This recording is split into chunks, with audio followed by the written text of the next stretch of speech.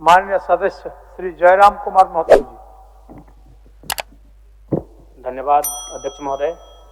मैं आपके माध्यम से सरकार से मांग करता हूं और अभी वर्तमान में जेपीएससी के छात्र लगातार आंदोलन कर रहे हैं, विभिन्न प्रकार के कार्यक्रमों के माध्यम से सरकार का ध्यान आकृष्ट करने का प्रयास भी कर रहे हैं, किंतु अब तक उनकी मांगों को अनसुना किया गया। अध्यक्ष महोदय, छात्र के विषय राज्य के सदैव ज्वलंत मुद्दे रहे हैं और आज झारखंड राज्य जिस पृष्ठभूमि से आता है, मध्यम वर्ग परिवार के माता पिता बड़ी मेहनत के साथ पाई पाई जुगाड़ करके अपने बच्चों को हजारीबाग, रांची, धनबाद जैसे शैक्षणिक संस्थानों में पढ़ने के लिए भेजते हैं। अध्यक्ष महोदय, और उनकी आशा होती है कि परीक्षाएं नियमित होंगी, उन परीक्षाओं में बैठेंगे, उत्तीर्ण होकर अपने सपनों को साकार करेंगे। लेकिन आज दुर्भाग्य की बात है कि राज्य की सर्वोच्च संस्था नियुक्ति की जेपीएससी में अध्यक्ष नियुक्त नहीं किए जाने से परीक्षा संबंधित काफी समस्याएं हैं और भी अन्य समस्याएं हैं। अतः मैं आपके माध्यम से सरकार से मांग करता हूं, सर्वप्रथम जेपीएससी का चेयरमैन नियुक्त किया जाए, साथ ही साथ जेपीएससी और जेसीसी का एक वार्षिक कैलेंडर जो कि आपके घोषणा पत्र में भी सरकार का था, उसे जारी किया जाए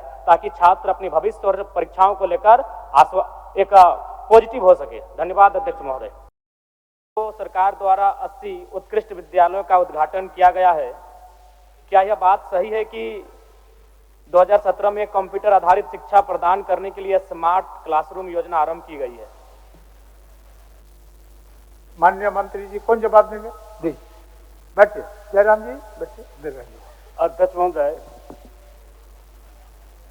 माननीय सदस्य का जो प्रश्न है, इनका प्रश्न है कि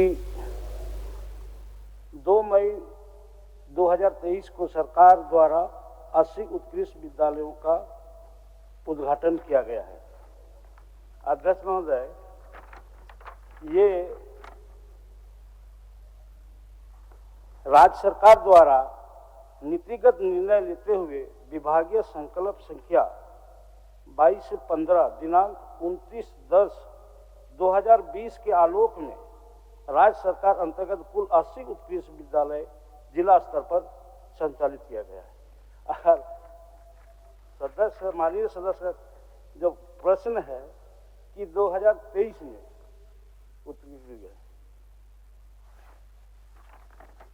और दूसरा उनका यह है माननीय सदस्य का कि कंप्यूटर शिक्षा आधारित शिक्षा प्रदान करने के लिए 2017 में आईसीटी योजना क्रियान्वित कराई गई थी और स्मार्ट क्लास रूम योजना वर्ष 2022 में प्रारंभ की है। इसमें भी इनका जो सवाल है उत्तर है।